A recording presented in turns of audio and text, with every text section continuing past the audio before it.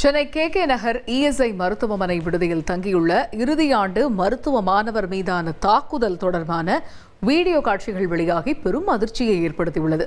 இது குறித்த கூடுதல் தகவல்களை எமது செய்தியாளர் சசிதரன் வழங்கிட கேட்கலாம். சசிதரன், தற்பொழுது அந்த தாக்குதல் தொடர்பான காட்சிகள் வெளியாகி இருக்கக்கூடிய சூழலில் இது தொடர்பாக என்ன சொல்லப்படுகிறது? கூடுதல் விவரங்கள் என்ன?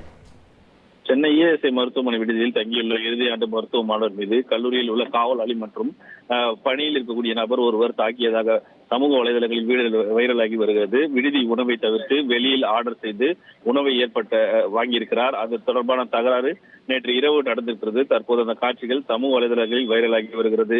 காவலாளியும் முதல்வரின் PA என்று சொல்லக்கூடிய பாலா என்கிற நபரும் சேர்ந்து அந்த 5ஆம் ஆண்டு கல்லூரி மாணவரை தாக்கியிருக்கிறார்கள். அவர் ரத்தம் சொட்ட சொட்ட கீழே அமர்ந்திருக்கக்கூடிய காட்சிகளும் நம்மால் காண முடிகிறது. ஹவுஸ் கீப்பிங்கின் தலைவராக இருந்த நிலையில அவர் பணியை விட்டு நீக்கி இருக்கிறார்கள். தற்போது அவர் முதல்வரின் PA என்று சொல்லுகிறார். சார், என்னோட ரெசிக்னேஷன் எதுக்கு? நானே ஜாப்ஸ் உருவாக்கி பாஸ் ஆகலாம்னு இருக்கேன். எப்படி? பாஸ் வாலா